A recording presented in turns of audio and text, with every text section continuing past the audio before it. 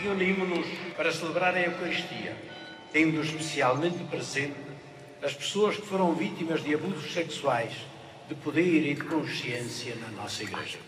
Reconhecemos e apresentamos a cada um e a cada uma daqueles e daquelas que sofreram estes abusos em ambiente eclesial um profundo, sincero e humilde pedido de perdão.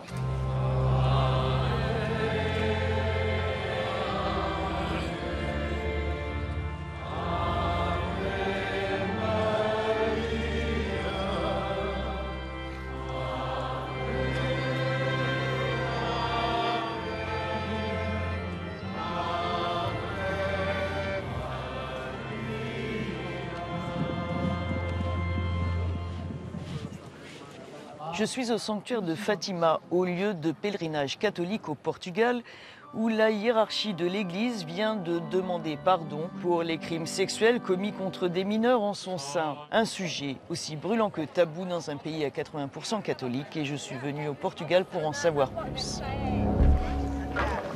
La demande de pardon organisée le 20 avril dernier à Fatima succédait au rapport publié 2 mois plus tôt par une commission d'enquête indépendante désignée par la Conférence des évêques portugais. L'enquête estimait le nombre de victimes à près de 5000 depuis 1950, un chiffre sous-évalué selon les experts de la commission. À l'issue de la messe de pardon, le président de la conférence épiscopale confirmait la création d'un organisme de soutien aux victimes et de possibles compensations financières. Uma das coisas fundamentais, a primeira é esta, de acolher, acompanhar e tornar possível a reparação destas pessoas. E vamos fazer tudo. E também do ponto de vista económico, aquilo que for necessário. Nós não recusamos nenhuma dessas responsabilidades e o que oferecemos é um diálogo com as pessoas para saber exatamente em que modo é que podemos ajudá-las a reparar a situação que lhes foi causada com tanta injustiça e tanta dramaticidade.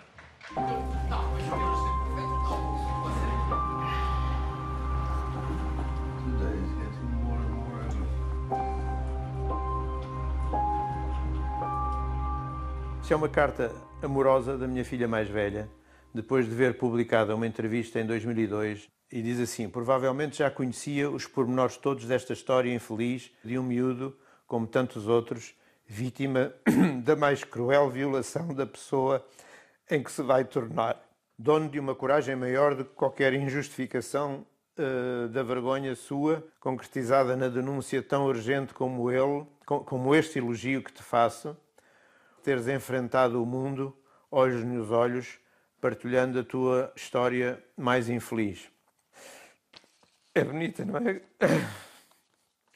Antonio, 70 ans, est parmi ceux qui ont témoigné pour la commission d'enquête. Abusé dans des institutions religieuses entre l'âge de 10 et 12 ans, il est l'un des rares à oser en parler publiquement au Portugal. Membre d'une association de victimes de pédophilie dans l'Église, il veut aider celles et ceux qui ne sont pas parvenus à briser le silence. No seminário foi responsável pela camarata onde eu dormia um tal Padre Carlos, que à noite iam à minha cama para me apalpar, para me tocar, com o pretexto de querer saber se eu tinha pecado contra a castidade sozinho. Gostava de me beijar com a língua boca adentro e chegou a dizer-me uma vez: vamos lá acabar com a marmelada que está na hora da oração.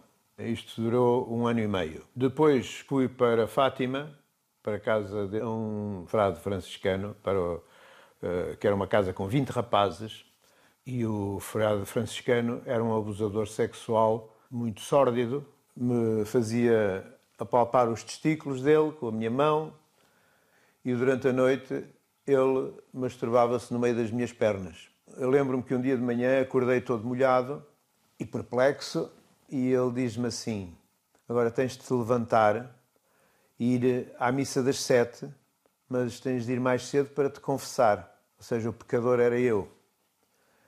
E isto é o que fazem os pedófilos, é encher-nos de culpa. Eu durante 10 anos nunca falei do assunto. E hoje falo disto com toda a tranquilidade, em qualquer fórum, E faço questão de o fazer por uma questão de denúncia, porque a hipocrisia na Igreja Católica é muito grande. Eu tenho de falar sobre isto em qualquer lado, sem vergonha, com coragem, porque a nós compete-nos a coragem, a vergonha que a tenham eles.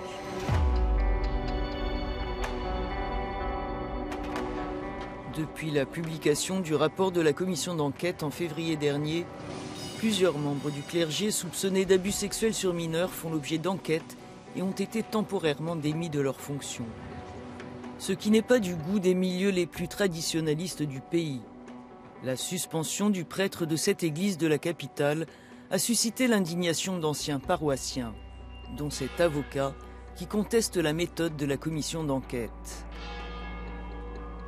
Ficou logo, instantaneamente, para a generalidade da opinião pública, foi que havia quase 5.000 casos. Não se fazia distinções entre onde estava o anonimato ou estava acusações factíveis, digamos.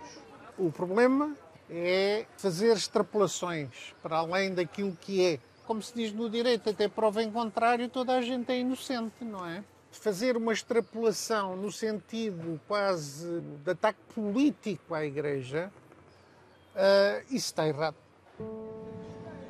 Des arguments que récuse cette sociologue membre de la commission d'enquête, dont le rapport résulte d'un an de travail auprès des victimes présumées et du clergé. Em qualquer grande inquérito, a pessoa que está a responder nunca se identifica. Mas isso não significa que o seu testemunho não possa ser validado. Há uma coerência interna muito grande do testemunho de uma vítima de abuso sexual. Os detalhes que elas dão, os pormenores que elas contam, não podem ser inventados.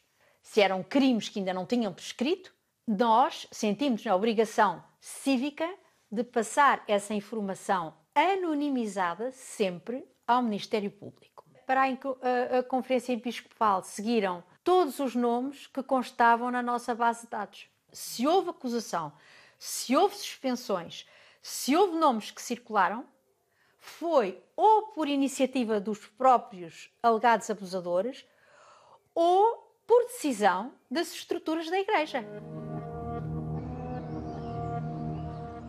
Également au nombre des témoins de la commission d'enquête, Philippa a été violée par un prêtre à l'âge de 17 ans pendant la confession lorsqu'elle était en formation monastique. C'était il y a 25 ans. Un acte qui, dit-elle, l'a détruite. La jeune femme a fondé une association pour aider d'autres victimes à libérer leurs paroles. Rares sont ceux qui osent témoigner. Deixei de confiar nas pessoas, de ter autoestima, autoconfiança.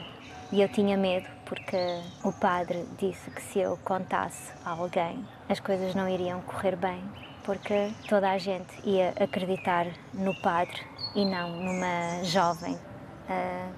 Durante 10 anos eu fui irmã, mas depois tive que tomar a decisão de sair porque não aguentava mais viver num ambiente rodeado de padres e sempre escondi o meu segredo.